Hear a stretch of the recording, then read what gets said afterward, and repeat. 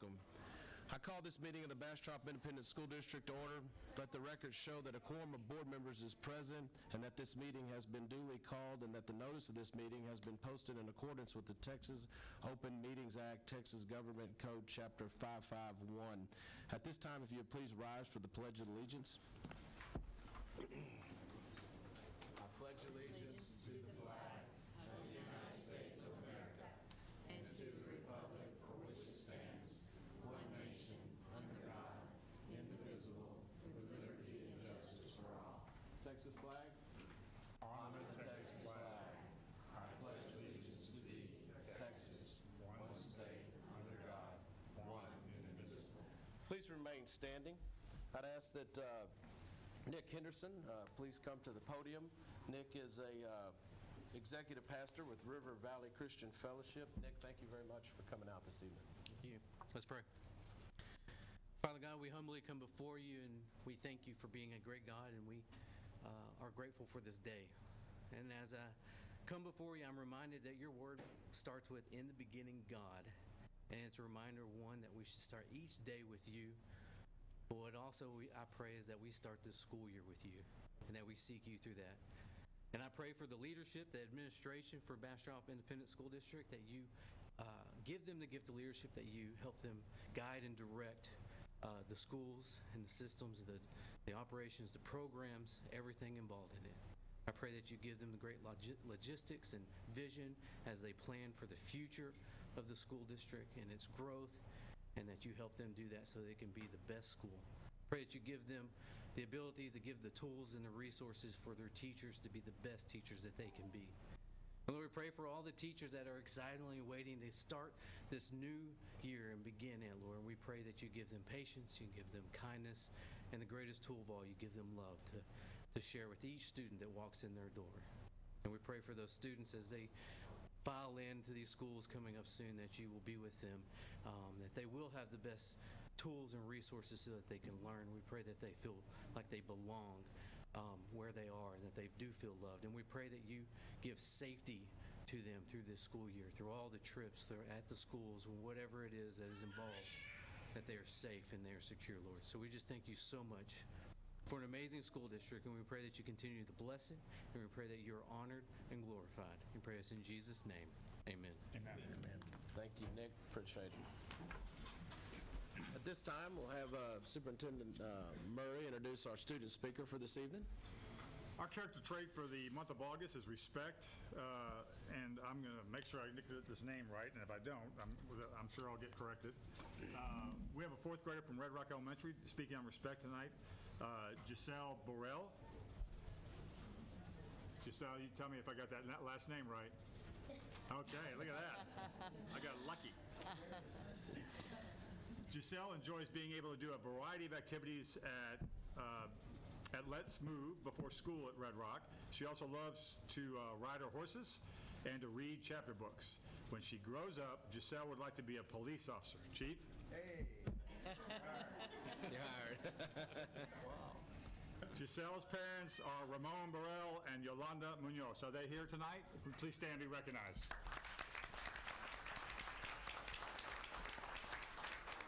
Giselle, first of all, you look very pretty tonight. Okay, and it's your turn, babe. Good afternoon.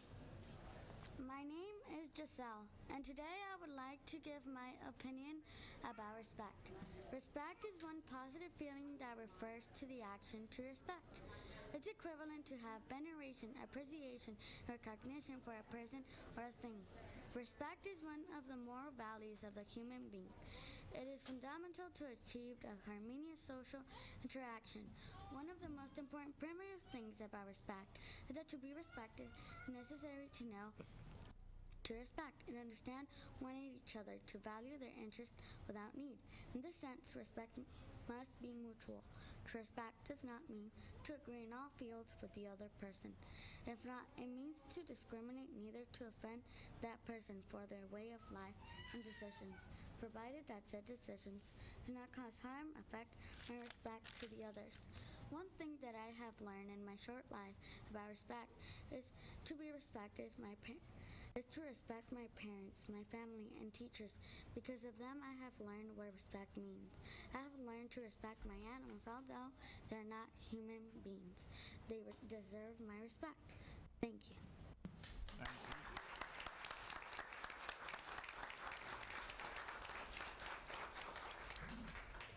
Thank you very much. That was wonderful. Love that smile. Yes, absolutely. Please bring that to school on Monday. That's exciting. But maybe it'll be contagious, hopefully. You know, one of our favorite things to do throughout the school year, as y'all well know, our trustees and folks that work in the district, is to recognize students for great work and staff as well. We get to do both tonight. We did this the other night in a special way at our agenda review meeting. Our graduating seniors who are already moving off to college, we wanted to get them in early. We had a great showing. We had about 10 RSVPs. We had about 40 of them show up, which was great.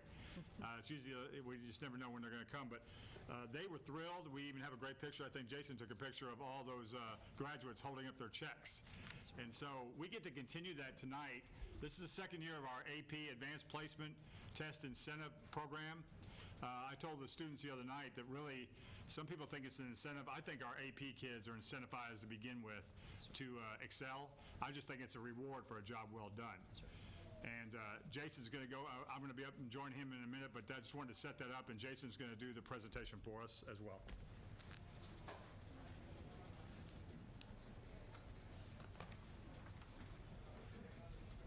Natalie, we're ready. But if you have some students outside there.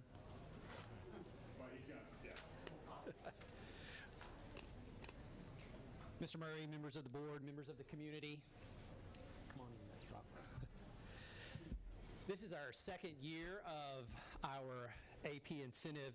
Mr. Murray brought this to us, and would like to thank the board for funding this great incentive program for all of our high schools, and as you'll see today, we have a middle school involved as well. The goals are simple. We want to encourage student achievement in rigorous coursework and recognize that effort in a meaningful way. I'll wait till they're all here. Yeah, come on. This is a good thing that they're all here. Yes, sir. This is great. How are you? And so as you can see on the screen there, we award students for reimbursement for a 3. We pay $200 for a 4 and a 5, and we do the same thing for our staff. The impact that this program has had on our students this year, 262 students district-wide have received reimbursement and or an incentive. 236 of those students received a 3, which is called college credit. 116 of those students received 4s, and 47 of our students received a 5, which is an incredible score on an AP exam. And our award ranges for anywhere from a reimbursement of $15 to all the way to $2,125. So I'm going to go ahead and skip to Bastrop High School real quick since we've got them sitting up here, right? Yes, sir. So sitting in front of you are all of our Bastrop High School students. Some cannot make it tonight because they have band, work, athletics. We have a volleyball game. So this is the representation right here of Bastrop High School. Let's give them a round of applause.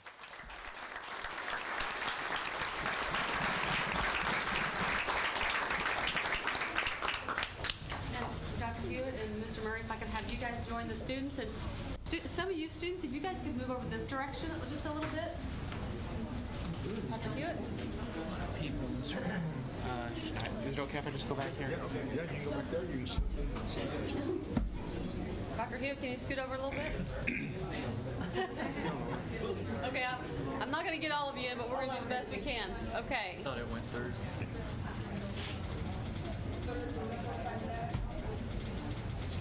Great. Great job, DHS.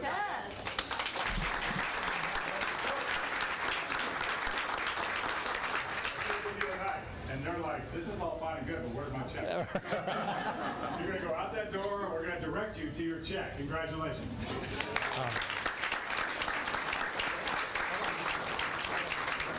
In a second, so hang tight. Let's do Cedar Creek while we're at this.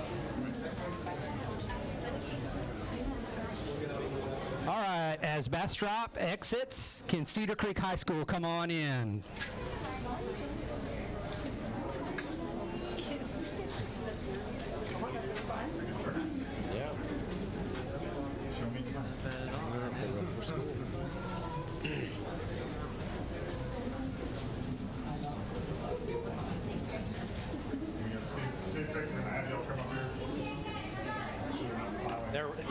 rounding them up out there.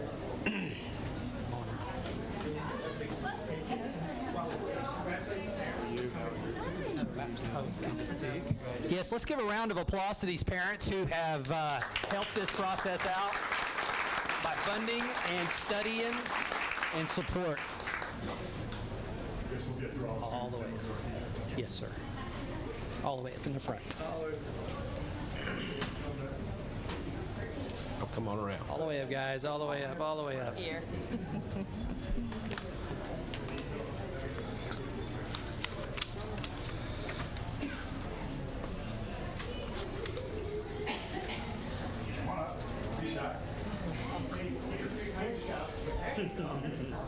You got more coming? Yeah.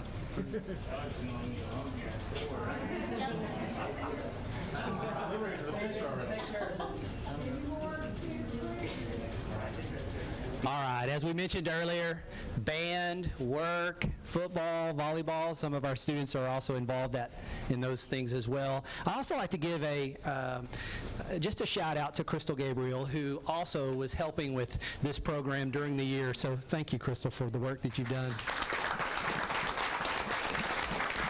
All right, here's our Cedar Creek Eagles. Let's take a picture.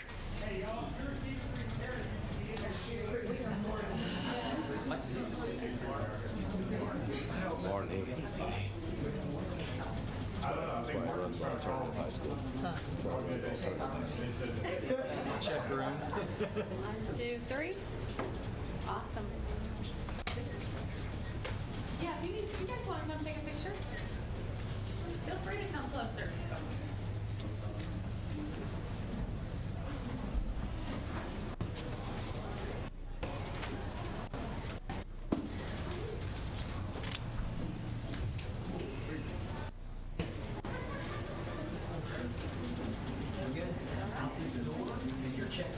Great job.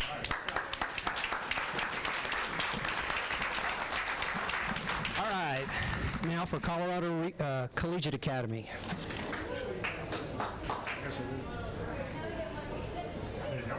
All right.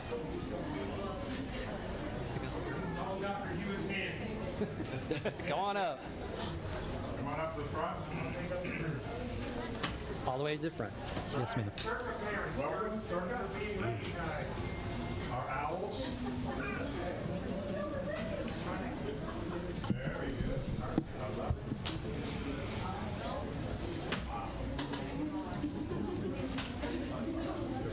Yes, yes, yes, absolutely.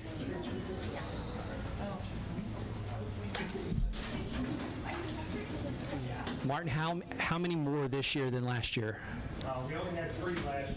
So this is quite a growth in AP. So, yes, congratulations. All right, we're ready for pictures here. Let's give them a round of applause.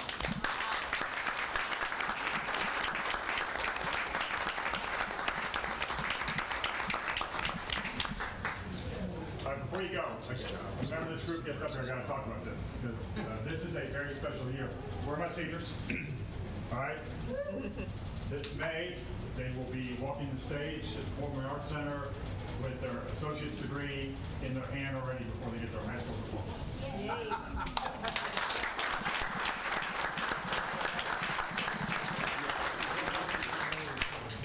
Is there a graduation? Okay. Just go with what I said. You should know that by now. All right, guys, through this door and around there, your checks are away. Congratulations.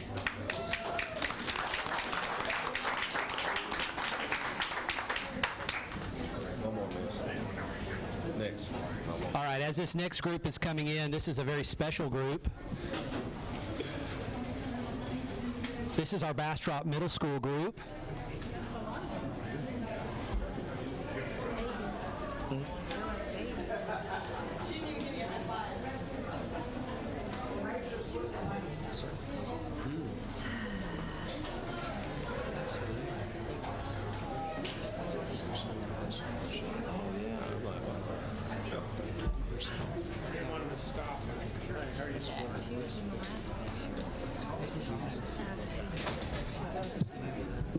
So a little bit about this group right here.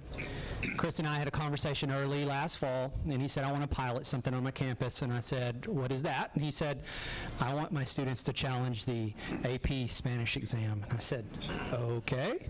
And he said, so, hey, look, I promise you that they can do it. And what you have standing in front of you are students who took the commitment to take an AP exam, and everybody standing up here today received college credit. So that is incredible. Middle school.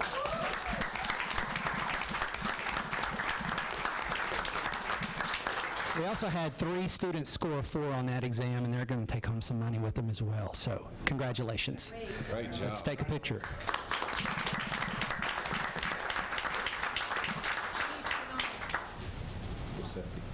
Middle school students, that's incredible. Awesome. And can I get one more? Thank you. Great. Thank you. Elena Schultz, who was our AP Spanish teacher and took this on with a vengeance, so thank you.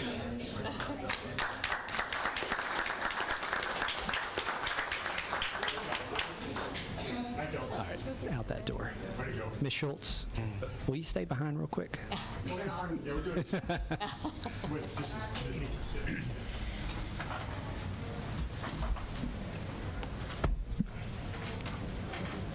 All right, Jason, let me set this up. So when I talk about incentive or reward program, it's a dual program. It's not only for the students who do well on the advanced placement test, a very rigorous assessment. It's also for those teachers who prepare them to take that very rigorous assessment. So I believe we have some teachers here as well that we'd like to recognize, and they will be receiving monetary reward in their paychecks. We have some. No staff here. AP staff. We have 2 here tonight for sure. Absolutely. They are getting ready for the school year, Mr. Murray. I'm sure. They're like, we don't have my check, it's in my other check. Right. Yes, please. I don't think that's it? You don't need to. We don't have any. We appreciate y'all being here.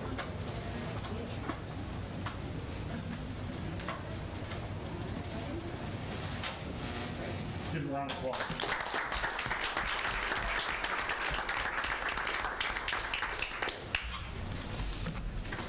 So just to cap this off, essentially tonight, the total award amount for students was $59,104. That's pretty, yes, that is incredible. And the impact that we had on AP teachers is $34,700, and that together, go ahead. Yeah. And all total, our AP incentive program for our staff and students totaled $93,000. Thank you, Board of Trustees and Mr. Murray, for providing this incentive. Thank you. Thanks, Jason. Thank you, Jason. All right, thank you, Dr. Hewitt. At this time, Ms. Barrientos, can you confirm that no one has signed up for open forum? Okay, thank you very much. Before we get into the business side of the meeting here, I just would like to report that last Thursday we had a very good agenda review meeting. For those of you that may not be aware of what we do there, we meet at 5:30 and we go through the agenda. It is a called meeting. We're not allowed to take action, but we're allowed to ask a lot of questions. We do have the board book presented to us several days before that, and so we spend a lot of time going through that. So as you see the rest of the business tonight, we have studied it and asked a lot of questions. I also would like to report that we had a very successful board team building session last month. We're really excited about the direction of the district, and we feel that it'd be a great start for the school year, as well as our superintendent really overachieved this year on team building. We went to a Team of 8 symposium in Georgetown, and we listened to some very motivating but intense speakers, and if you had a fork in your hand, you were listening to somebody talk, and if you did not have a fork in your hand, you were listening to somebody talk. But it was very good. Deputy Superintendent Mr. Edwards, Barry was with us as well, so that was very good as well to see what other boards are doing, and also gave us a broad perspective of education, not only in the U.S. but in the world. So it was a very good symposium. At this time, we'll go into the superintendent's report and board discussion. We have a curriculum report from Ms. Heather Christie. I'm sorry, accountability update. Good evening, Mr. Murray, members of the board. I do want to provide an accountability update for you this evening. Earlier today, TEA publicly released the 2017 accountability ratings for the campuses and districts across the state, and we are very proud to share with you this evening that all 14 of our campuses and the district did earn the MET standard rating in that system.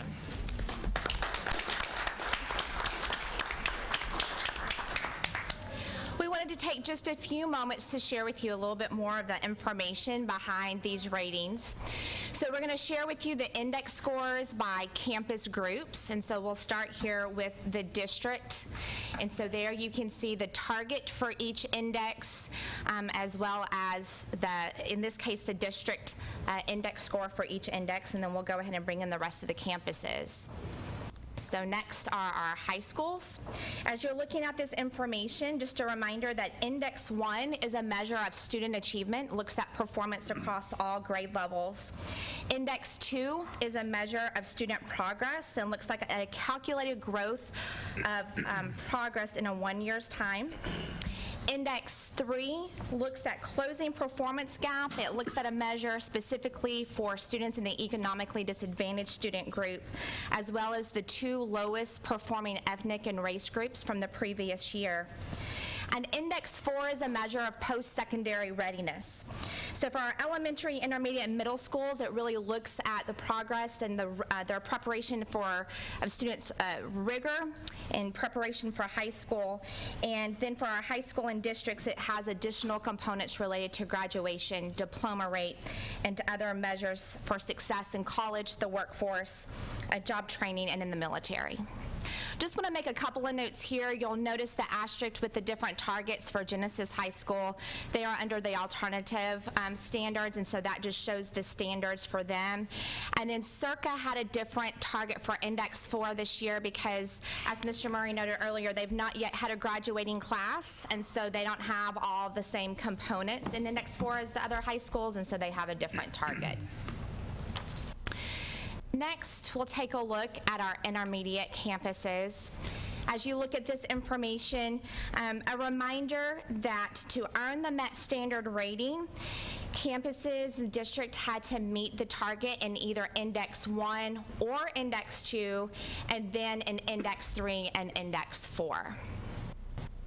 So next, we'll look at our elementary schools.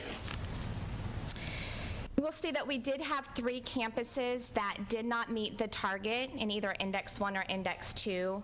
Lost Pines and Red Rock missed by 1 or 2 points Index 1 respectively, and Emile with 1 in Index 2. But as we just noted, the system's designed for that and recognizing that these are 2 very different measures, and so that in meeting one or the other, you still earn that MET standard rating.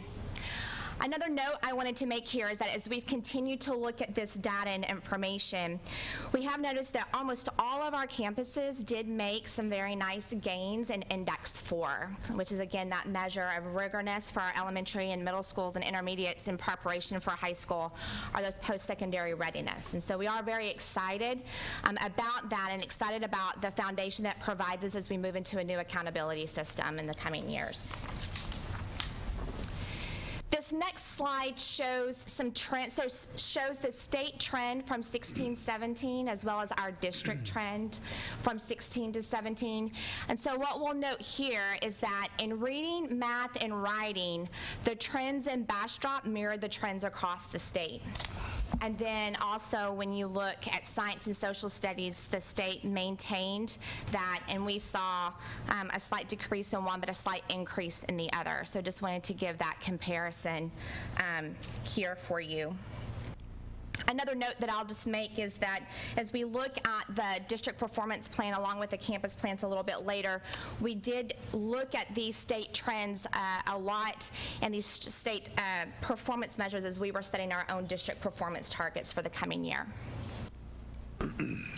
So as we wrap up and as we think about looking at this data and this information, and it's informed us in our planning as we move forward. We've spent all summer along with campuses and analyzing this along with lots of other data points and creating plans to move our work forward. 3 big rocks for us as a district this year is our new aligned instructional model and the rollout of the big 8 strategies that's going to bring instructional strategies for all students together and very streamlined as we look at rolling that out. All teachers will be trained in that here in the next couple of days. We've also continued to work to enhance our data protocols. Really, our emphasis this year is looking the data by student, by standard. We think this will really help us make intentional decisions in the classroom as well as in our intervention classes and strategies day to day. And then also addressing school climate and culture through the social emotional learning training that we'll be rolling out and curriculum we'll be rolling out this year. So let me pause to see if there's any questions. Heather, let me ask you, because we've talked about this internally, and I want the board to know as well. So you did a good job of showing us that we mirrored those trends in the state and the region. And what are you hearing across the state and the region that the rigor combined with some of our populations being counted at a much higher level than they have been in the past? Are those the combination you're hearing as far as the trends? Yeah, I think so. I mean, looking at that, we know especially in some of our high school English classes, there was even some change of the test. And so we think that we know, and looking at our own data, that had an impact in part in that. Just the continuing increase in level of rigor. And we're continuing to analyze that really very specifically to see what were those changes, even in how curriculum is assessed. Sometimes in how the questions that we see on the test year to year can change. And so that also is information that we use to inform our instruction. Well, and also there's been a move, as you well know, in the last 2-3 years to decrease the modified testing aspect absolutely. For special services students. Yeah. Absolutely. So yes, this is, yes. So that piece is not, or that type of assessment is no longer part of our accountability system. Thank you. I just want to make sure the board understood that. Yeah, absolutely. And Ms. Christie, on the 3 elementaries that in regard that were below the target, I know we just got this information in. Sure. Do their campus improvement plans have to be modified, or are they? Right, so no, they're addressing those areas in their campus performance plan, but again, they did meet standard, and so they're not going to be under any type of interventions or pieces specifically for that. All campus plans in the district plan will address any of what we call the system safeguards, any specific student groups that are below the 60% mark, and so we'll be seeing that. And again, we just got that specific information yesterday as well, so those are some updates that we'll make in our plans throughout the month of September. But I think I can answer that question more specifically. Ashley, we got the numbers early on that were either an index 1 or 2, so we knew that we needed to address those in those plans from the very start. Yeah. And we were just able to read those campus plans last week, so you're getting information right, absolutely. And again, we've had the information. They've been working all summer on building their campus performance plans, and all of those areas are certainly addressed there. Yeah, thank you. I have a question. In the past, they offered up distinctions, that sort of thing. Did they release those this year, or is that not included? They did release those. Again, that is information that we've just received, so we're still kind of pulling all of that information together, but something that we certainly can pass on to you the next day. Anybody else for Heather? Thank you, Heather. Thank you. All right, thank you. Good job, by the way. Thank Absolutely. All right, at this time, moving along with the agenda here, the financial report is for information only, as well as the personnel report. We move to 2D, operations, police department report, update on summer maintenance projects. Chief Yarbrough. School board, Mr. Murray. We've had a very busy summer, as most of you know, and we're still going through the last few days to make sure that we can have the district and our campuses in the best shape possible for next week. This summer, one of the big projects we addressed was To accommodate the growth, we had 3 portables brought into the district, 2 at Cedar Creek Intermediate. We also had 1 at Cedar Creek Middle School. Those have been set up. The furniture's been delivered. We've done some walkthroughs at those campuses and through those portables, and we're ready to get those taken care of and occupied next week. We've had some repairs that we had to do throughout the district at several of our portables because of their aging and in need of repair. We've got roof work, floors, things of that nature that we've had to address. We've done some interior and exterior painting throughout the district. It's part of a beautification project to get those campuses brought up to some of the standards that we as a district deserve and desire. We continue to work on prepping the middle school fields, Earhart Field, and we actually did some calculations. Over the past year, we spent about 3,800 man-hours maintaining those fields, and we still have some challenges that exist there because of the type of fields we have there. We've done some work with repairs on the HVAC units throughout the district, so we've got some challenges that we're working to overcome with some of those as well. And so overall, we're continuing to work hard to make sure that we can keep up with the growing needs and the facility needs of the district. Now on to the police department update, if there are no questions about the maintenance. No? You want to hit that safety audit update, or you want to go to the... I'm actually going to hit that under the police department. All right, thank you. We have Officer Clear, who's with us. She's one of our new officers. She started 1st of August, and we're really glad to have her. She is a former Smithfield police officer, former corporal supervisor there. She's got an intermediate peace officer certification. She's a K-9 handler. We also have a new officer, Waffles, and I'm going to let her introduce Waffles. Waffles is a 4-year-old Belgian Malinois. Wow, beautiful. There you go. Waffles' first board meeting. Yeah. And so he's our new K-9 drug dog, and we're really excited to have him. Waffles. And Lisa. Waffles. Good boy. Lisa, is he allowed to eat waffles? He does, okay. And cheeses. All right. He does love cupcakes with the sprinkles on top. I found it. Daddy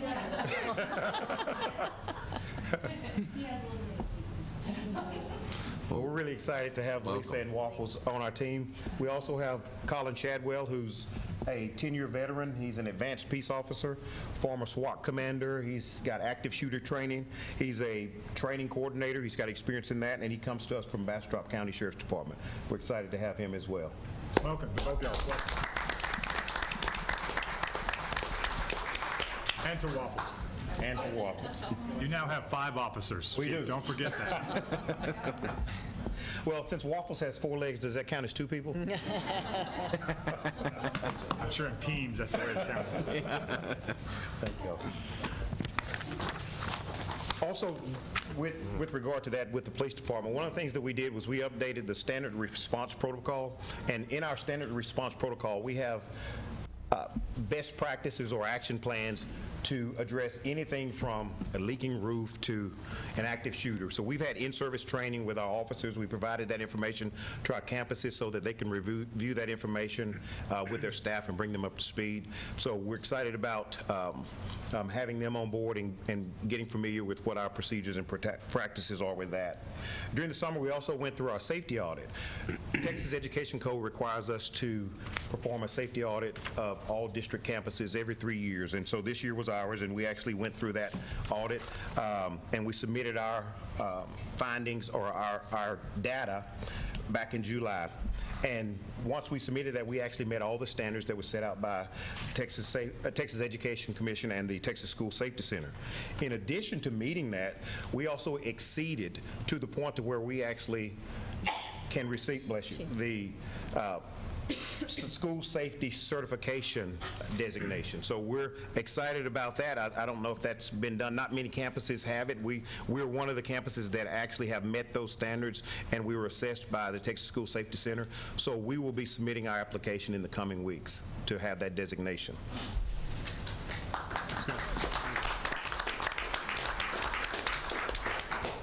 And during that audit, I think it's something that I need to bring up. There were some questions about some of the portables in the district that don't have fire alarms, and so people asked about that. Well, in all of our portables, we do meet the legally required code fire safety systems, which include smoke detectors, illuminated lighting, wall maps, fire extinguishers, and et cetera. Some of the campuses do have fire alarms and some don't, but even those that don't, we do meet those requirements. We've conferred with the Texas Fire Marshal's Office. We've also conferred with our local fire chiefs and done assessments to make sure that we are meeting those codes.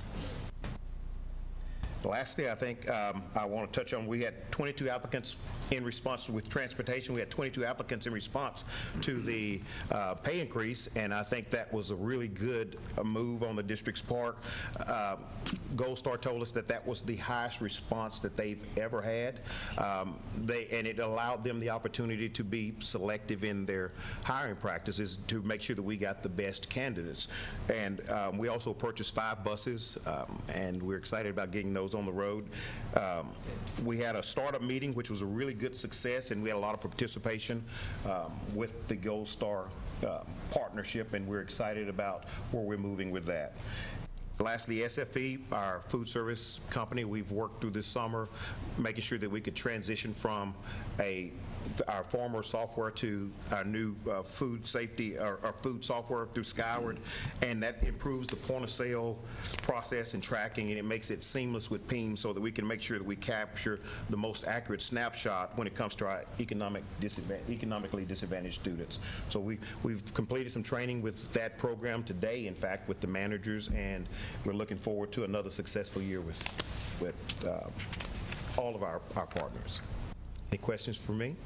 Just to clarify, Gold Star purchased the buses, correct? Yes, ma'am. Yes. Gold Star. I just wanted to make sure. It's we. We, Oh, but yeah, you're working as a team. Yes. It's okay. Okay. Just wanted to make sure.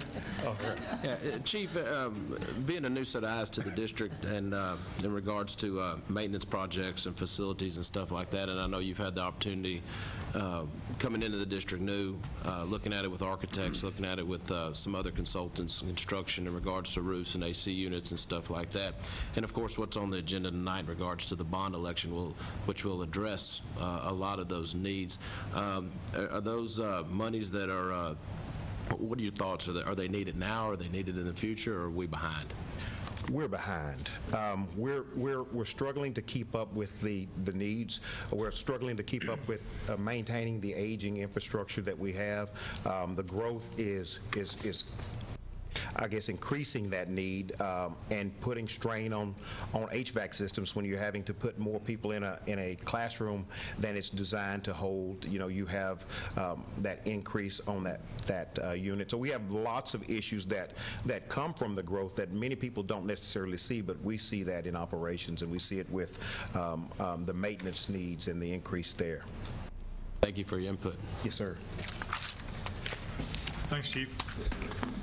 All right, at this time, we'll move on to Communications and Community Services Report Strategic Action Plan Update. Dr. Lee? Good evening. Yes, indeed. Well, there have been 2 other strategic plan updates this year, one in February and one in May. And so this will be our final update this year regarding year 1 strategic plan performance objectives.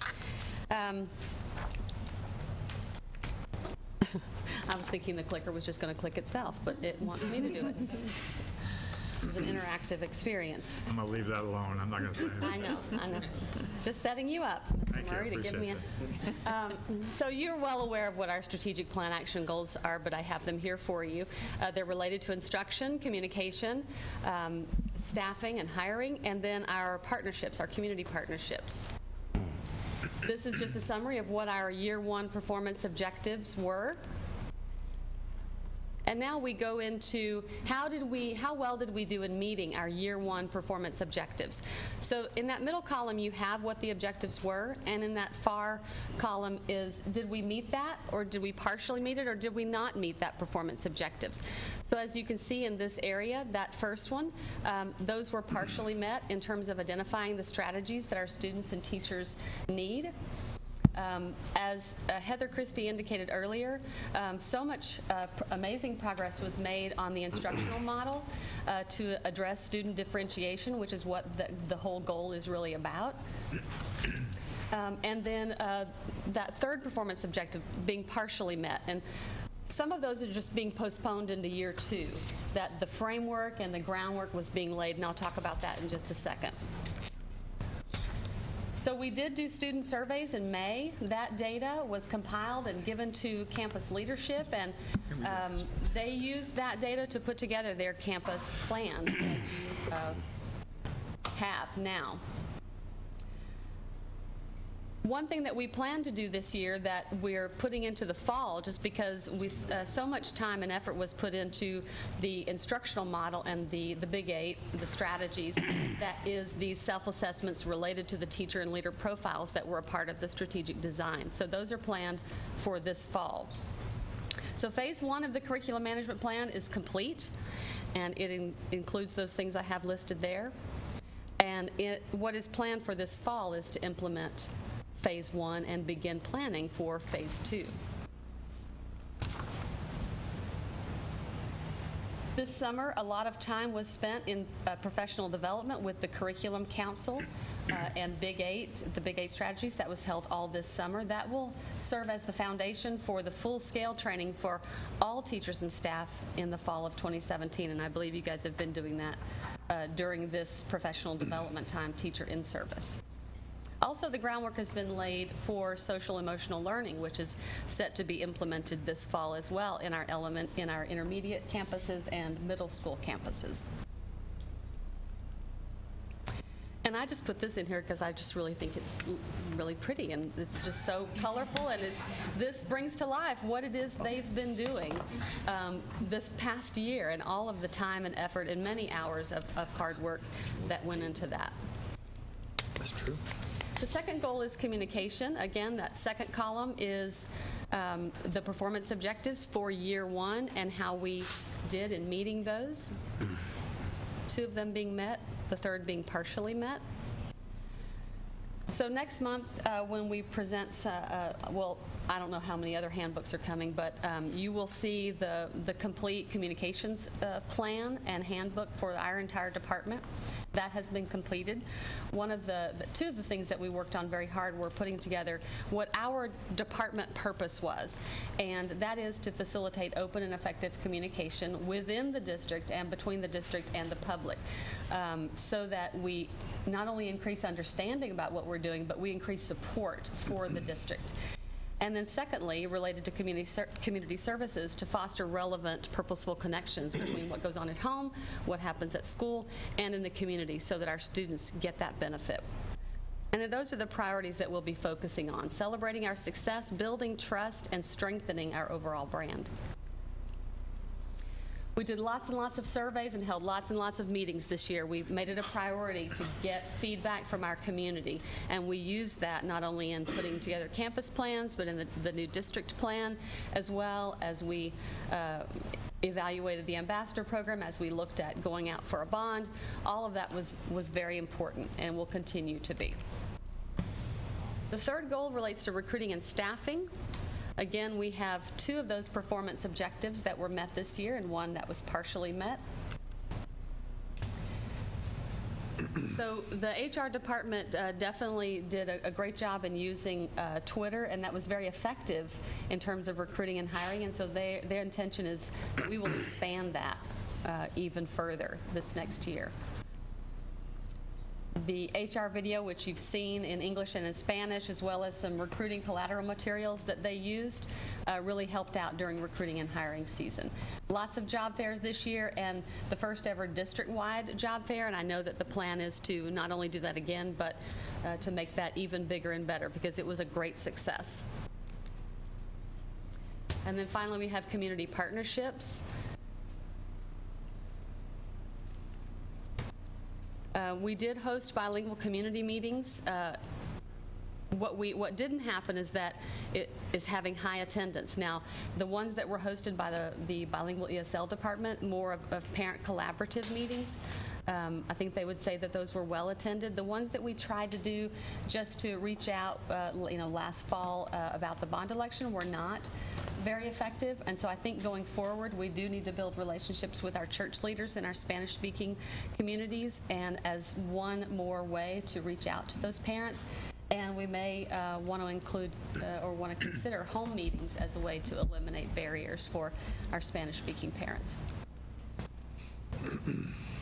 For our goal, our performance objective related to We Believe, we really did expand that this year and brought them more into the fold, and we still have some work to do, primarily that last bullet point. The relationship between a campus and a business still continues to be primarily financial, and so I've already talked with Becky Womble as well as Jolene Yaney, the We Believe chairs there, to see how we could deepen those relationships so it becomes really truly more of a partnership, and those businesses and business employees and leaders feel involved in the campus, not just we're asking for something or you're giving us something, but there really is more of a relationship. So we're working on those strategies now. So now that brings us to what are our Year 2 performance objectives. Before I go into that, are there any questions about closing down the Year 1 performance objectives? And you alluded to this, Christy, but obviously when we see partially met, some of those are continuing.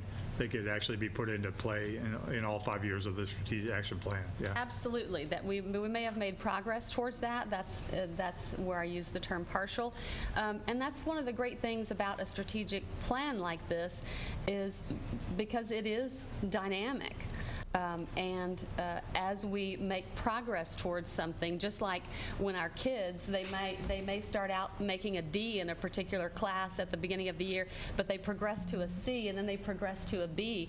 That's progress, and so it's important for us to acknowledge where we completely met that performance objective and goal, and where we still have some work to do, and we've pushed that forward into the next term. Okay, so what are our Year 2 performance objectives? In curriculum and instruction, to execute Phase 1, as I said earlier, and to design Phase 2 of this curriculum management plan, to implement the Big 8 instructional model, including this training and support that's already happened, to develop the sequential professional development framework for teachers' needs and experiences, and then fully to allocate materials and resources that will support differentiated instruction. For communication is to implement a proactive, transparent, and service-oriented communications program. So we've designed it, the plan is there, now it's time to implement.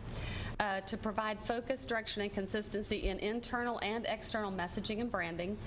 To advance the use of the most effective and preferred communications that we've learned about through surveys and through the analytics that we get through social media, and then to create opportunities where we can demonstrate and build trust inside the district with our own staff and between the district and the community. In recruiting and staffing, as I mentioned earlier, we're going to expand the use of social media to enhance our recruiting, to identify and promote the desirable characteristics of the district to candidates, to increase the innovative instructional professional development, and to provide the resources and support systems and mentoring opportunities that are necessary for teachers to be successful and for our recruiting efforts to be successful. And in community partnerships, that first one really stayed the same. The second one is similar to a Year 1 performance objective, but we combined some things that we felt were more indicative of what we were trying to do. So that involves celebrating cultural diversity, implementing an outreach program for first-time parents as well as our Spanish-speaking parents, and continuing to host those gatherings that are geographically convenient. Then developing targeted campaigns to increase our mentoring, volunteering, and employee perks, and to create a school-to-career framework that allows students to interact with career professionals and get apprenticeships and internships, and that actually has already started. Jennifer Edenfield, our Director of Student Advancement, was at County Commissioners Court on Monday, and they are moving forward with allowing our students to serve as interns for some of the folks who are in county commissioners, the court. And we have that relationship that has already happened to some degree with the city.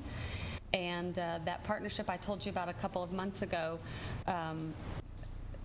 that will move forward. That was specifically with Circa, but it would be any high school in our district. So we're definitely moving forward with that. Any questions on our year 2 performance objectives? You mentioned geographically convenient. I think that's huge. You see it all the time. You have something in Cedar Creek and it's too far for Bastrop to drive and vice versa. So, yes. We talk about the square footage of our district, and that's, I think, a huge key to getting people more involved. So. And that's why, I talked about mentioning really building relationships with some of the leaders of our churches that are in the neighborhoods that we want to reach, as well as considering home gatherings as well. When we have important topics to discuss or present, considering that as an option. Thank you. Yeah, Matt, that's a good point, because even this proceeding, once a year, it seems like, or maybe twice in a couple of years, we've gone out to Cedar Creek High School, farther western zone, and had these board meetings, but we've talked about getting our own system where we get live stream from remote access, as opposed to bringing in the contract service to do that. We feel like it's cost effective to do that. Then we could satellite move our board meetings to several locations in the future. That would help quite a bit as well. Okay, well, let's move on to District of Innovation. So I just wanted to kind of, there's not a lot here, but I just wanted to let you know that we have followed all the guidelines that we needed to follow. Our plan was approved in May by you. Thank you very much. We sent that to TEA so that it could be listed on the District of Innovation website that's accessible to the public, where it's a chart that lists out all the districts in the state of Texas that have been designated as districts of innovation. We also sent the plan to the Texas Association of School Boards to make sure that everything that we indicated we wanted to do in our plan aligned with our policies and to be adjusted as needed. So far, the district has already benefited, even though the decision was just made in mid-May. We're starting school earlier by giving our teachers and students 5 additional instructional days. We start Monday, as everyone knows. We have given ourselves the flexibility from having a sole campus behavior coordinator, that mandate, to being able to make disciplinary decisions with a team. And then finally, the certification has really been huge for our hiring processes recently. We have 3 cases where we have an out-of-state certification. The District of Innovation has allowed us to hire those, and they can get started right away teaching. 5 cases of out-of-content area flexibility in those high-need areas such as CTE or secondary science. So that's been great. That's 8 cases where we have already utilized the District of Innovation flexibility on certification for teachers. So, any questions on DOI? Thank you. Well, when I told, I was talking downtown Bastrop with somebody, telling them how well we had done on our year 1 performance objectives, and I was so proud of all of the hard work of all the departments. And I told this little old man who was downtown, and he was so excited as well. This was his reaction. Can you guys show that? No telling what I'm fixing to say.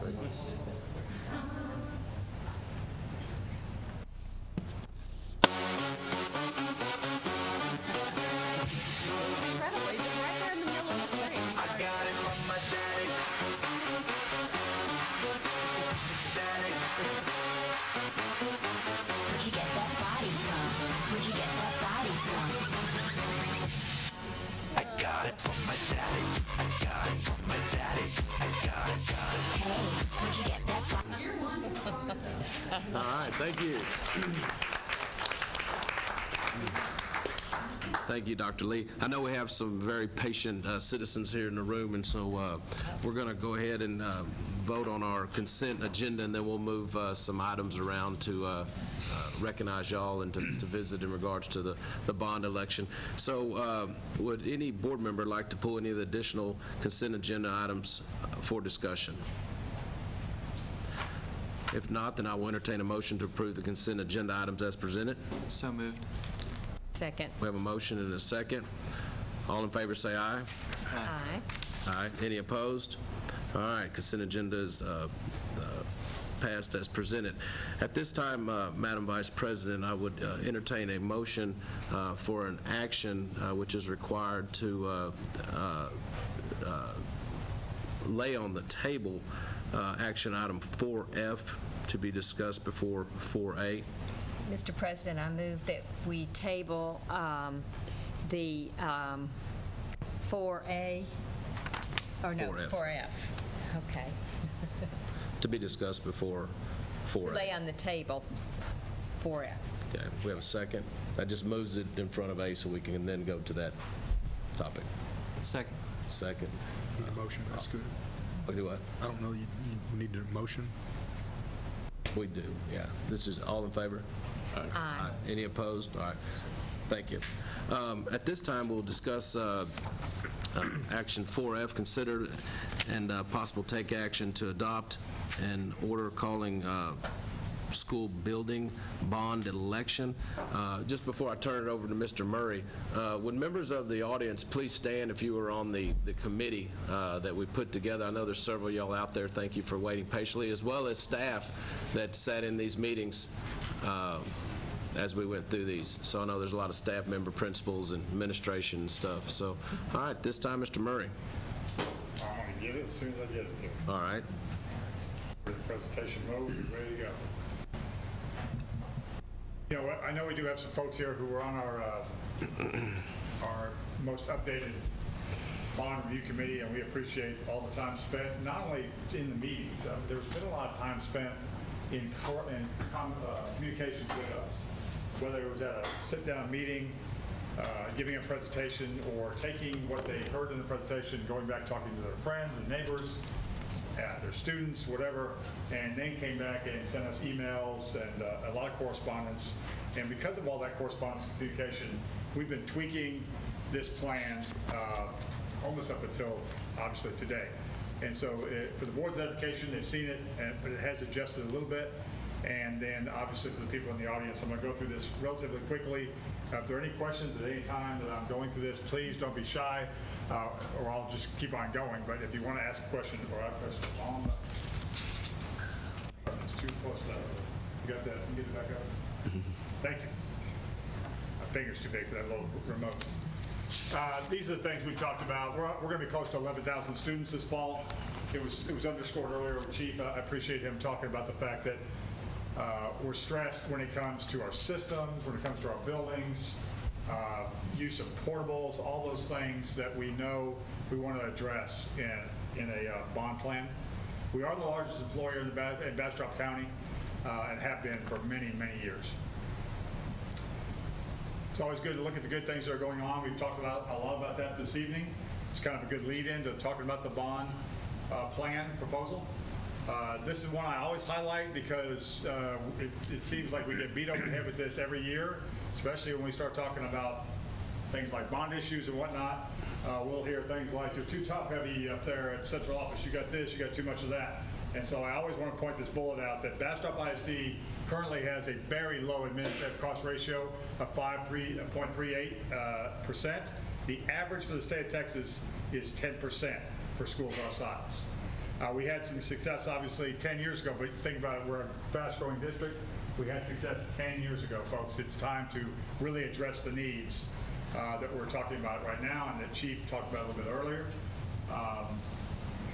We also underscore this, that we've been able to save the taxpayers of Bastrop I.S.D. over the last 7 years almost $33 million in debt payments because of favorable interest rates and refinancing, just like you might take advantage of refinancing your home. We do the same thing whenever possible, and we do so with very good stewardship and leadership under Sandra Callahan, our Chief Financial Officer. We lowered our rates a couple of times when we were able to, 2 cents, actually 2 years in a row, and you see it was lowered to what it is now in 14-15 to the current 0.401. This is very important to look at as well. You see the red boxes, they are currently past capacity, and you can see how much based on the capacity to the far left. And then you can see in the coming years, the number of campuses in the district that will be beyond capacity as well. Hence, obviously, addressing growth. You'll see that theme throughout this quick presentation, addressing growth and opportunity. These are the general things that we want to take care of. And this was talked about the other night, and I want to make sure I talk about it since we're being live streamed. The public has access to this. We are trying to be as responsible with taxpayers' dollars as possible. You'll see the amount in a minute, and you'll see, because of some other things that have happened, that we are able to get that amount of money, if we're successful in the election, for a very good value. But we know that we've got to address these things and invest in BISD going forward. And it's important for us to take what we have and repurpose it, reuse it, renovate it, and retrofit it. As opposed to, and we don't really have the capacity to build a bunch of brand new buildings, but we do need to address our growth needs. So that is really the essence of this whole plan, is taking what we already have and renovating it, bringing it up to speed. I know that was talked about earlier with Chief as well. Bastrop High School. And I want to say that we really appreciated the feedback. You know, we were unsuccessful in our bond program in November. There were a lot of mitigating factors. Huge national election, all the implications with that. 12,000 additional voters came through our polls in the November election, as opposed to a regular general election cycle in Bastrop County. And so there was a lot of things at play. The percentage that we lost the bond was still relatively close. It was 54 to 46%, even with all those mitigating factors. But we also heard from our taxpayers that there's some things in there, Mr. Murray, that we just didn't see. And it wasn't because we were trying to slight anybody, it's just we were trying to fit into a certain dollar amount. So we went back to the drawing board and we really changed a lot of what the bond plan is all about. As you can see, Bastrop High School has changed dramatically. The amount that we're looking to invest in Bastrop High School is over $15 million, and I won't read these to you, but I've been talking long enough that you've had a chance to read them yourself. Again, any questions, anybody wants to stop me, that's fine. I'll open it to the floor and answer any questions you might have. Multi-purpose fields used for athletics, bands, support teams. These are at our middle schools, at Bastrop High School, Earhart, and an adjacent practice site, field with artificial surface. For all those things, and I really want to underscore the last one, because sometimes I think we forget about that. Our community is growing, so community sports and other activities are growing. And so if we could have this kind of surface, we feel like we can really serve the needs even greater than we do now. We know we're great partners with our community, our youth football, youth baseball, softball, soccer, you name it. But we want to be even better partners because it's a school district bond, but it's really a community bond. And so that's one of the things we would like to really talk about when we're talking about those multi-purpose facilities. We want to make specific upgrades, as we have heard from many of our folks about baseball and softball over at Bastrop High School, fixing up the fields at Bastrop High School. There's some drainage issues, topping the field with a new surface, natural surface, but also fixing the drainage issues. And then also we came back and we said, you know, let's not do either or. It's a remote facility location. We need to put locker rooms for our home team, for our Bears over there, with some adjacent restrooms for their use. And then obviously at the softball fields, if anybody are softball parents or go to softball fields, we were woefully inadequate and had to bring in porta potties and things like that at the softball field. So we want to address that in this bond as well under that $15.2 million at Bastrop High School. At Cedar Creek High School, the plan has always been to complete Cedar Creek High School. The core capacity of Cedar Creek High School is over 2,000 student capacity. That means your gyms, your cafeterias, your foyers, all those general purpose areas. The classroom capacity was built from the very beginning for 1,500. So the addition in that amount right there of $13.17 million would be to complete Cedar Creek High School with a 2-story addition to house 600 students instructionally. And we would use that for general instruction, for career technology, things of that nature. But this is just a completion of the plan that was already put in place. Why does that happen?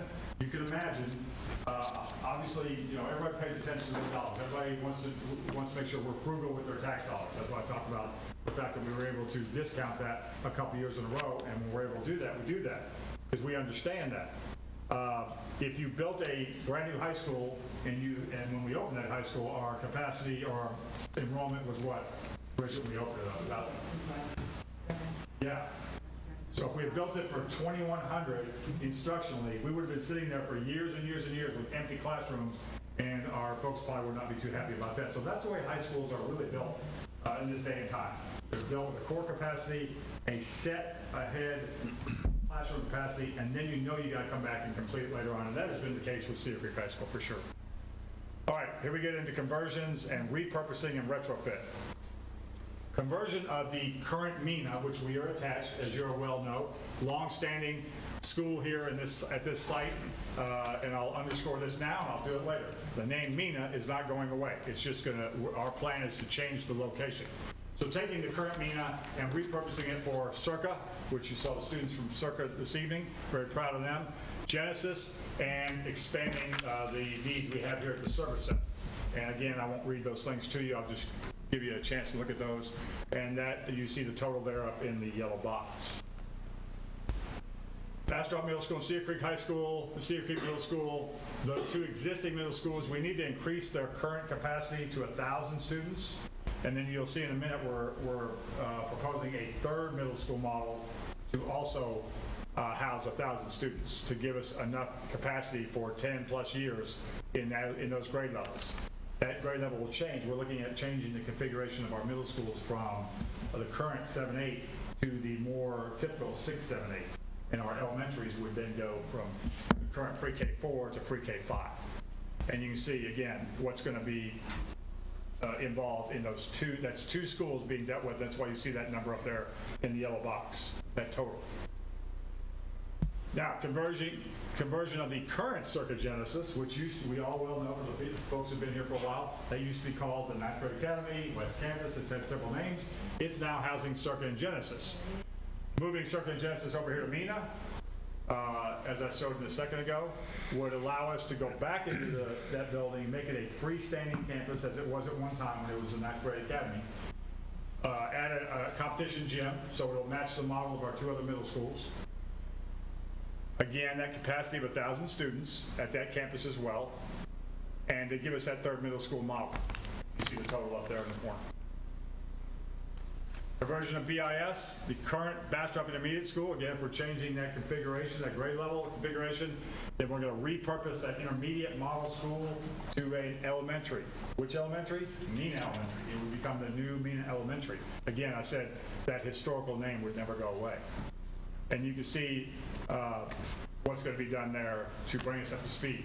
In our current elementaries, folks, so folks who don't know, our K1 classrooms have internal bathrooms because of the age of our students and the student and the teacher supervision needs. So we model that in those two intermediate conversions that we're going to be talking about. This one and the next one. Conversion of the existing CCIS, as we know it right now, to elementary number 7. To spread that population of pre-K through 5 students over 7 elementary campuses. And you can see there the impact there as far as the total. We'll have a tally sheet in here in a minute.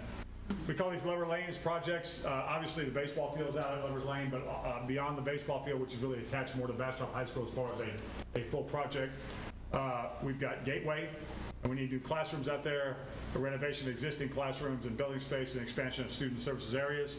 And then a great need that we have for anybody who's, again, back to West Campus, which is now Circa Genesis, we also have all our maintenance back behind there. And it's never been a great situation. It's very congested, not necessarily the safest situation with all the delivery trucks and the maintenance trucks and all the equipment coming in and out of there with a campus as it is now. And then obviously if we were looking at the third middle school being over there, we want to get maintenance and all those support areas out in their own location, and our proposed plan would be to do that out at Lover's Lane, where we have quite a bit of land to do such. We have some money in there for enhancing career and technology pathways. Jennifer will be a big part of helping us earmark where we can best utilize that money. Now, that's just money that obviously we can infuse right away. We have our yearly budgets where we try to make some improvements with our career and technology pathways as well, but we have some money set aside for CTE. These are those general, this is what really Chief was talking about earlier, Jeff was talking about, that we have needs across the district when it comes to upkeep, AC systems, roofing systems, things of that nature. This is to be real honest with you, this is a very frugal amount, this $9.25 million. Again, we want to infuse some fixes right away with bond proceeds, but yearly we have to budget to take care of some of these things as well. And I think that's important because some people think, well, you're going to fix everything with the bond. No, you're going to do it as a combination of a bond with bond proceeds and with yearly budgeted funds. So you see all those. Technology infrastructure, I talk about this all the time. Some districts will choose to spend what I call 30-year money on 5-year technology. When you're talking about laptops, hardware, iPads, things of that nature, I just don't think it's responsible use of money to do that. Some districts choose to do that, but it is responsible to use it for technology infrastructure, something that has a much longer shelf life, if you will, and that's part of that $9.25 million. Also, Chico Portillo, is Chico here tonight?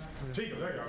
Chico's our fine arts director, so blessed to have Chico here, come our way from Pflugerville, and he was a big part of saying, Mr. Murray, if you infuse a certain amount of money and we can spread it across the campuses all across the district and really bring up to speed some of our fine arts, whether it be musical equipment, whether it be art equipment, whether it be performing arts situations. So I appreciate Chico really helping us with that because he's had experience with doing that in a larger district over in Pflugerville.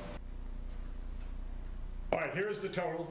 You saw the yellow boxes on each slide, and here it is. And the total is 88, almost 88.5 if you round it off, 88.5 million. So it's important to really look at that number, and because when I go to the next couple of slides, you're really going to see the difference. And before I get to it, I'm going to say this. I said the 2 times we met, and I want to say it for the folks who are tuning in on live streaming. Nobody likes the fact that our values are going up. I'm a homeowner. Our values have gone up. We understand that. Whether we're catching up with being outside of Austin, whatever the case may be, whether it be the state putting pressure on local governments to foot the bill for public education and everything else. I'll get off my soapbox back on it. I'll be on it all the time. They're in a special session right now, so I'm still scared. So what the most important thing I'm trying to get across is our values have gone up. What did we get out of it? We don't feel like we got anything out of it. But if you can take the fact that our values went up and use that to the districts and the children's advantage, and I'm going to show you why. Because if you recall back in November, when we were unsuccessful for the reasons and many others that I mentioned, it was $75 million was the total at that time, much different bond projects, and it was over 4 cents. You're going to see the difference when values go up.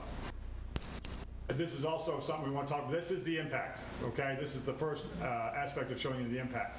It also underscores the fact that if you're 65 or older, you file the necessary exemption paperwork, you will not be impacted by this increase. Very important that we get our folks who are voting, and we understand they're going to vote, and we want to make sure they understand they're not going to be impacted. But the folks who are going to be impacted, the max would be 2 pennies and a fraction for that $88 million, as opposed to between 4 and 5 pennies for $75 million, simply because the values have gone up. And it does give us a value issue. You see the maximum would be 2.15 pennies down in the red. Yes? I hate to interrupt you, but just for clarifications, if the bond would have passed last time, then these numbers would be effective for then with regards to the penny difference. So in other words, if values continue to go up, we could expect this number to drop. Yes, and that's why I probably should have underscored it more, Matt, that it's the maximum you've got to think about. The maximum is going to be 2.15 pennies. It's most likely going to be less than that because values, unfortunately, will go up. What do we get out of that? Well, hopefully we get better value and we'll be able to take care of this bond program with less penny impact than we thought. You're going to see that penny impact in a different way here, and you're going to see that it's, obviously nobody wants to pay more for certain things. But when you look at the value here, and these are the most updated numbers. We got these, Ryan O'Hara, our financial advisor, is in the audience tonight. And anytime Ryan wants to pitch in, that's fine with me. But you see our average home price in Bastrop I.S.D. currently is a little under 144, or right over 143, I should say. And then you see in $100,000 increments, and we will, and this was asked at both meetings, should we be successful tonight and the board proposes the bond issue and takes our recommendation, we would very quickly start putting information out on our website and in as many ways. That's another thing we got. We got great input from our people on the committee and folks in the community about how to better promote this and communicate this in the future, as opposed to maybe we did the way we did it last time. But you see the impact there. And I know you'll hear sometimes about, think about what you spend on going to Starbucks, or what you do each month, or several times a week, or whatever. I know when my daughter was on Starbucks cake, it was more than once a week, I guarantee you. So, but that is the impact you're talking about on a monthly basis or annual basis. And I think it's important to do that, because sometimes people just see a big number and they go, wow, that's way too much money. But you got to really look at how it affects you in your household. This is important to underscore as well. A lot of people in the last bond project, whether it be on social media or whatever, were saying we were equal with Austin I.S.D. We had the most debt in Central Texas and in the state of Texas. This is the truth, folks. When you look at our competitive districts, and you see them listed there, I won't read them for you. Currently, before we would possibly pass this bond, we are the lowest of our competitive districts. We would move up to number 3 with that $88.4 million. And the only reason I believe that Pflugerville and Death Valley would still be behind us is because they haven't issued any additional debt yet, but they will be, because they're both growing rapidly. The timeline is here. Tonight is our, we're going to ask the board to call for the election. Our max time to do that would be August 21st, so it fell on our regular board meeting date. And then you see the other dates, which are very critical. There'll be a lot of work being done between tonight and August 23rd for sure, as far as presentations, communication, you name it. Answering a lot of questions of folks, I understand that.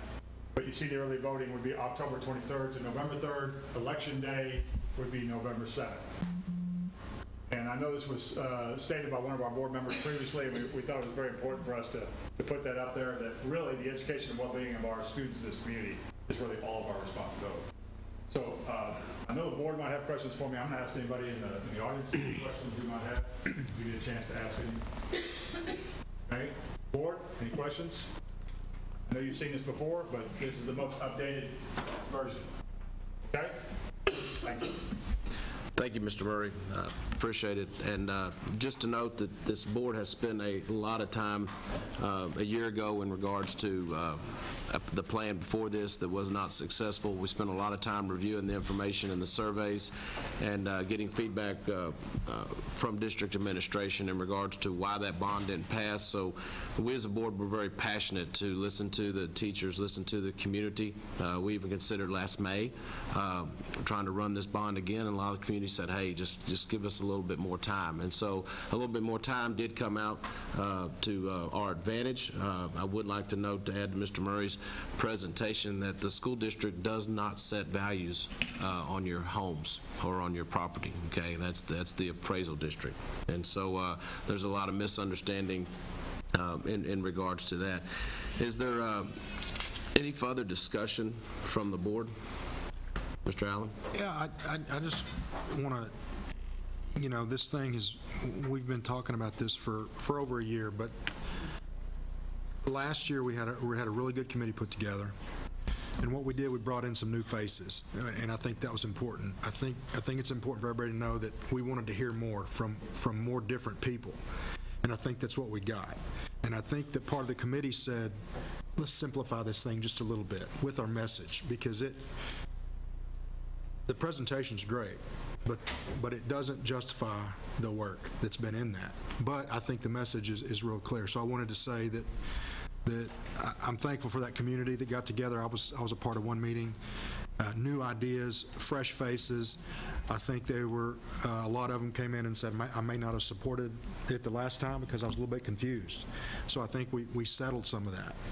So I'm thankful for that, and that's really all I wanted to say. Yeah, and I think it's important to note, and thank you, Trustee Allen, it's this board's responsibility to bring it to the taxpayers, bring it to the citizens of Bastrop, of our needs. You heard them from Chief Yarborough in regards to AC units and roofs and things like that. And we are at beyond max capacity at some of these campuses already, and we didn't even start the school year, and we know we're going to have even more students. And this is a project that's possibly 2 years before completing and transforming those intermediates into elementaries. And so anyways, we appreciate everybody's support. Committee, I know we had some long meetings. Thanks for the input. It was very, very helpful. Any further discussion from the board? I would just like to add that, you know, our responsibility as board members is to the district that we represent, but it's also being good stewards of the funds that were allocated through Presell District and through the various sources that we have for public education. And I think that it showing a good fiduciary responsibility to the taxpayers of this district is to maximize their tax dollars and get the biggest bang, the best return for their money that they're providing to this district. I believe that this proposal does show that through its focus on use of current facilities and bringing them up to date and keeping up with what needs to be kept up and with dealing with the fact that we're already behind on that process. And I think that the way that the presentation has been retooled to show how each campus is benefiting and separating out some of the kind of things that were lumped together to assign it to the campuses clarifies a lot of the issues that I was hearing last time on the proposals, where it said, well, this campus is getting more than that campus, and blah, blah, blah. You know, that kind of thing is, I think it's a very clear message that this is our attempt to be responsible to the district and to the taxpayers of this district. And I think that I would applaud the job that has been done in retooling this presentation and proposal, and the potential ability of getting even more of a bond issue with less expenditure on the part of the taxpayers. So it seems like, you know, it makes it a more complete proposal to me and understandable. Thank you, Billy. Appreciate it. Secretary Mix, you had a statement on behalf of Trustee Kelly Seacatz and Glenn Peterson to read. As you say, this is from Mr. Glenn Peterson and Ms. Kelly Seacatz. We say, we wish we could be there with all of you tonight for this meeting and this important vote, but unfortunately prearranged summer travel plans, etc., will not allow us to be present. However, we would like it to be stated publicly that we're in full support of our fellow board members' vote tonight regarding a desperately needed bond proposal for Bastrop I.S.D. to address current and future needs relative to growth and opportunity for the thousands of children that we have been entrusted to serve. Thank you very much, Secretary Mix. Is there any other further discussion from the board? If there's not, I would entertain a motion that the board adopt an order calling a school building bond election on November 7, 2017. I so move. We have a motion. We have a second. We have a motion. We have a second. All in favor say aye. Aye. Any opposed? Motion passed. Thank you very much, BISD Administration Committee. Thank you, thank you. And for many others and a year ago that helped out, we appreciate you getting to this point, and we look forward to moving this process forward. Thank you.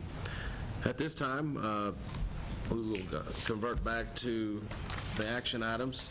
A, consider approval for proposed tax rate to be published in the notice of the public meeting to be held in September. Presenter, Ms. Callahan. Yes. And as you know, every August, we present the tax rate that will be adopted at the September board meeting.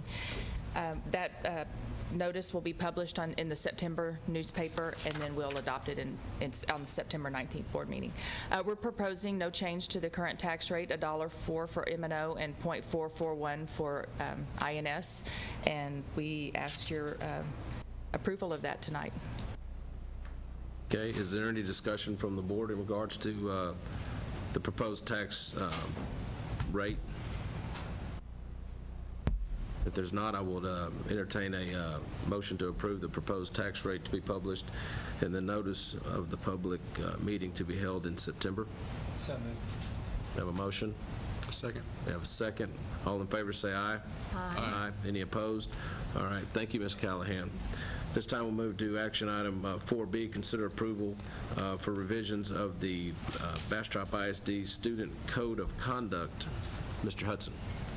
Mr. Murray, members of the board, every year the Board of Trustees adopt a student code of conduct with updates and revisions. This document is utilized by the district to promote a safe, secure, and optimal learning environment for all students.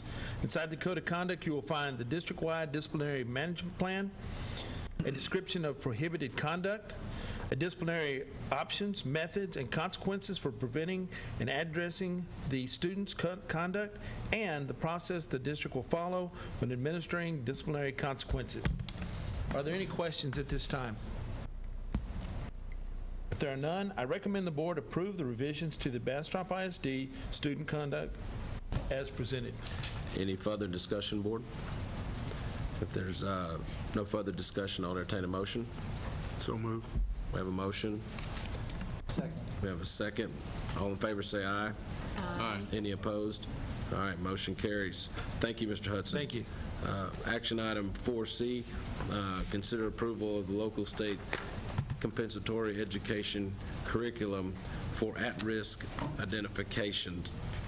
Ms. Christie. Yes. You're back. Good evening again. The state has 13 criteria that schools use to identify at-risk students each year. A copy of these 13 criteria have been provided to you.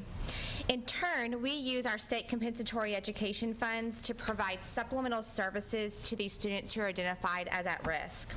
These funds must be used to provide these services to the specific identified group of students in order to help ensure their academic achievement and reduce the dropout rate of these students. Texas Education Code allows districts to identify up to 3 local criteria to use when identifying students at risk, thus expanding the group of students to whom we are able to provide these services. We're bringing to the board for consideration 2 additional criteria for campuses to use. The first one is a student who is not successful on at least one of the district written academic targets be allowed to be identified as at risk, and a student who is not maintaining an average of 70 in one subject in foundation curriculum. Just a couple of notes. The number of students receiving compensatory services under local criteria cannot exceed 10% of the number of students that were identified under state criteria the previous year. So there is a parameters around that. And then also, these students will not be reported through PEIMS as at risk. This would just be for local only in our use of servicing students. Are there any questions at this time?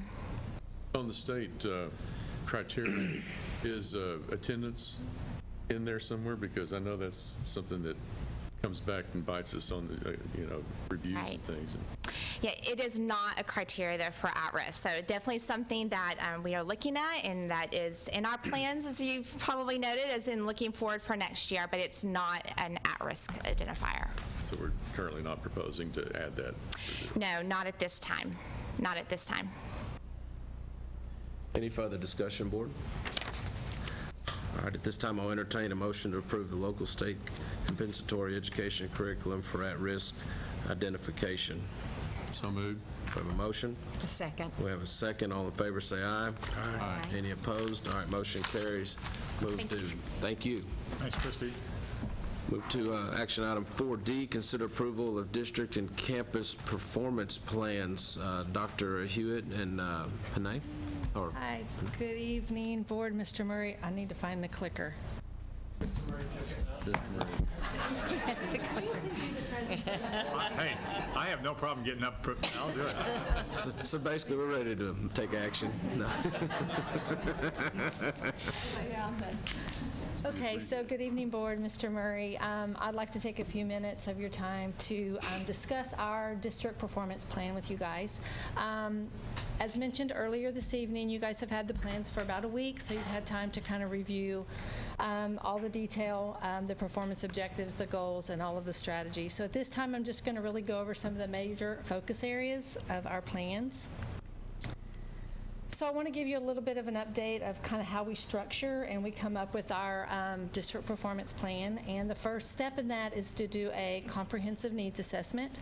And through that exercise, it really tells our current story. It talks about the strengths that we have, as well as identifies areas of focus that we need for the upcoming school year. We have 4 goals in there that are approved by you guys that's aligned with the BISD strategic plan. The performance goals, each has a performance objective.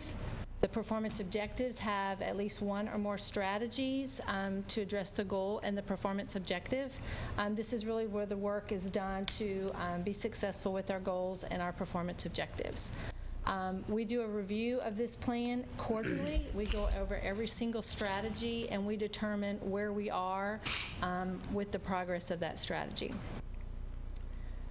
So the major focus areas that we've identified in our plan, the first one is really to increase student performance in all 4 of our content areas: English language arts, math, science, and social studies, across all of our student demographic groups. Additionally, we plan to increase our AP performance as well as participation in our dual credit courses. We will accomplish this by providing training and monitoring our BISD curriculum management plan, all aspects of that. And the largest one of those components this year is our BISD instructional guide. Major focus number 2 is student behavior. You've heard that mentioned earlier this evening. We are implementing our social emotional curriculum in our intermediate and middle schools. We'll implement and monitor that this year. Major focus number 3 is to increase the number of industry certifications earned by career and technician education students by 10%, monitor and implement career pathways that lead to industry certifications and careers after high school. And focus number 4 is to increase communication internally and externally by 25% through promoting student and staff success, building trust, and strengthening the district's brand and message. So at this time, I'm going to talk about the different levels of campuses and the focus areas. For elementary campuses, we are going to utilize the Big 8 strategies to improve our Tier 1 instructional practices and learning practices to increase end-of-year student assessment performance results at a minimum of 5%. Number 2, 85% of our 3rd and 4th graders will meet or exceed approaching standard on the 2018 STAR assessments. Number 3, increase reading levels to ensure that 80% of our students are on or above grade-appropriate reading levels. 4th, increase the percentage of students making 1 year of growth in reading and math to at least 60%. Number 5, increase the number of English language learners transitioning from the bilingual program early exit to the general education setting. And lastly, improve attendance rates by at least 1% on each campus. Senator, just so people in the audience know, what would that mean to our, by 1% across the board in our district? $250,000. Nowadays, probably about $400,000. Chief, you better get on them truancy officers. I didn't say that either. Hopefully she don't see that on TV either. Okay, moving on to intermediate campuses, major focus areas. Once again, utilizing the Big 8 strategies to improve Tier 1 instruction and learning practices. Decrease the performance gaps between the economically disadvantaged groups and the non-economically disadvantaged student groups. Increase all student subject areas at least by 7 points. That's the minimum. Reading would be from, our goal is 63 to 75, math is 77 to 88, and science from 68 to 78. Reduce the number of discipline incidents by 30% by focusing on campus-wide PBIS programs, restorative discipline, and social emotional learning. And lastly, once again, we're going to increase those attendance rates at the intermediate to 97% on each campus. So at this time, I'm going to turn it over to Dr. Hewitt, and he can address middle school and high school and close the presentation. We're almost done, promise. Okay, our middle school campuses, 80% of 8th grader students will exceed or the approaches grade level standard on reading STAR exam in 2018. We want to decrease the performance gap again of economically disadvantaged student group and our non-economically disadvantaged group. We want to increase the number of students for the 17-18 school year who are mastering the 8th grade history standards by 15%, and increase the attendance rate for 1% for our middle school students. Decrease the number of referrals and time out of instruction by 30% in order to improve student performance and create a safe climate. Middle schools have SEL programming as well. And then again, utilize our Big 8 strategies to improve Tier 1 instruction. Our high school campus, our comprehensive high schools, CCH and BHS, performance on ELA and ELA 2 STAR exam by 10%. Increase attendance rates on both of those campuses to 95%. Decrease the performance gap again between our L's and our non-L students. 75% of our student groups will meet college readiness standard on the STAR exam. And we want to increase our AP and dual credit participation by 10%. And again, utilize our Big 8 strategies there at our comprehensive high schools. Our non-comprehensive high schools, our alternative focus campus, or excuse me, our circuit campus, we want to increase our TSI readiness to 100% by May 18, 2018. That's not a really that sounds like a lofty goal, but Martin can do it. I promise you, he's excellent at that. So 10th and 11th grade TSI readiness in math, goal is 100% by May 18. And then graduate our 49 seniors with at least 42 graduating with ACC and associates. That's going to be an amazing feat. And now our two other alternative campuses, Genesis and Gateway, will graduate 100 or more students by May 2018. We're getting really close to that number every year. Increase the number of students taking the TSI in reading and writing and math. Our goal is 75% of all Genesis students. Increase the number of students passing our English 1 and English 2 EOC exams. And increase our campus attendance at both of those places by 1.5%. Implement positive behavior learning interventions and supports all staff and our social emotional learning program at our Gateway campus, and improve our campus instruction by implementing a computer-aided instructional program, A+ software at Gateway. So that rounds out our campus improvement, our campus performance plan and district performance plan. Our principals are in the audience. If you have any questions that you've read over the week, they're here to answer those. And if you don't have any questions, we recommend that the board approves the 2017-2018 district performance plan, performance objectives, and the campus performance plan, performance objectives as presented. Before we do that recommendation, I just, Jason and Panay and all of the administrators and everyone that worked on these plans, just to thank you. Because you've done an awful lot of work, and you were very deliberate in not only doing the work of explaining the campus, but also really analyzing. And I say this because as board members, we don't have an opportunity to be day to day in what you're doing. And so this is one of the most important things that we do because it results in outcomes for our students. And by reading these plans, it paints a picture for us of your campus, of your families, your students, the environment, and it's a way for us to have that image. And I also, personally, I was really very impressed with the analysis of determining the problems that you're having and putting that out there, and then even more to go back and look at the root cause, or just by analyzing it further and deeper to find the root cause.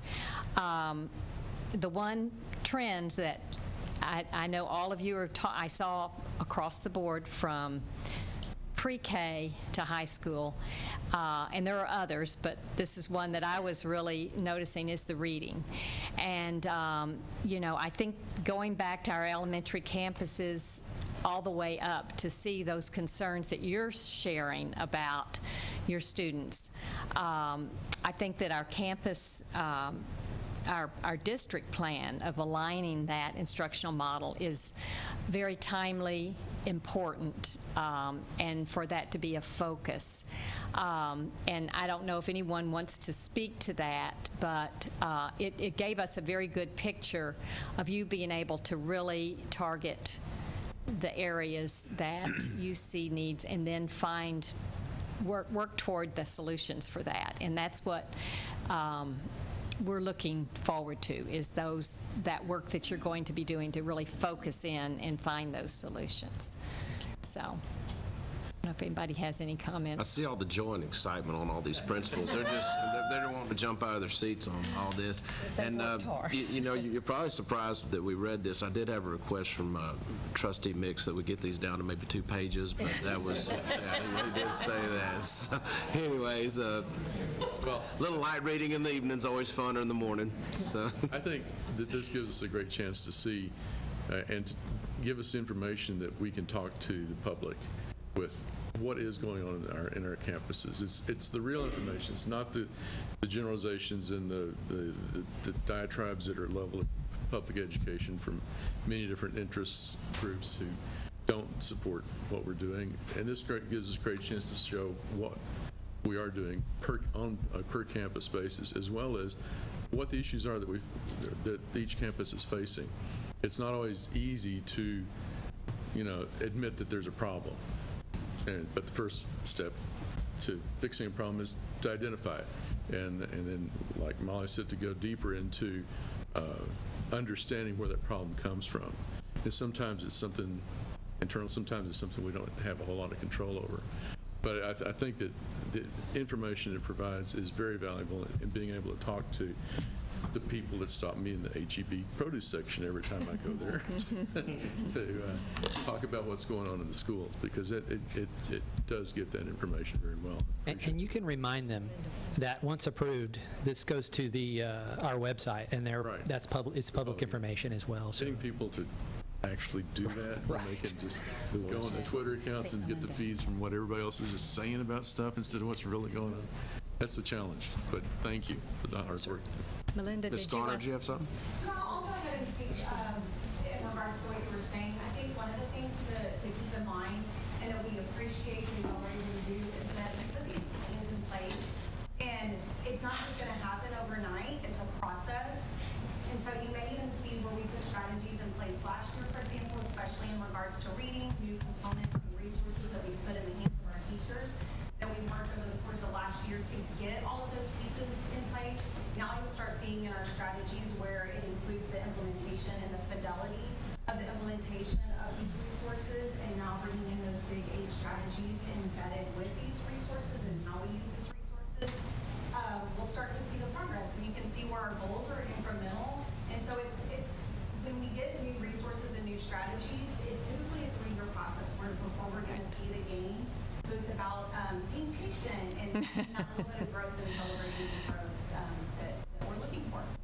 And we do celebrate it. We do. Thank you for saying that. Any further discussion from the board?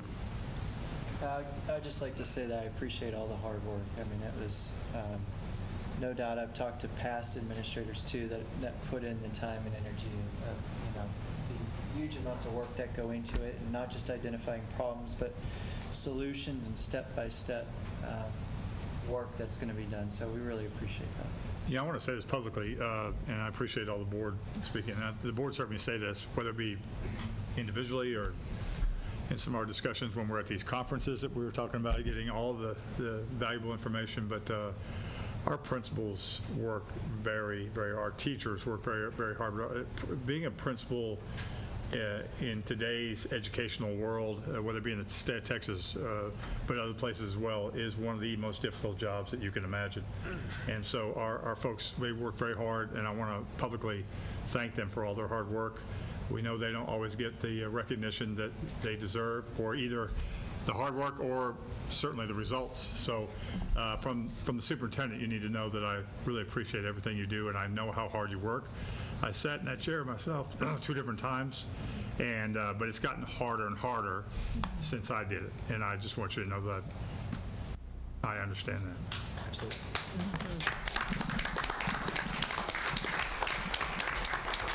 And thank you, Jason and Pranay, and others, many others, for putting those together as well. So if there's no further discussion at this time, I'll entertain a motion to approve the district and campus performance plans as presented. I recommend the board approval of the 2017-2018 district performance plan, performance objectives, and campus performance plan, performance objectives as presented. I second. We have a motion and a second. All in favor say aye. Aye. Any opposed? Motion carries. Thank you all very much.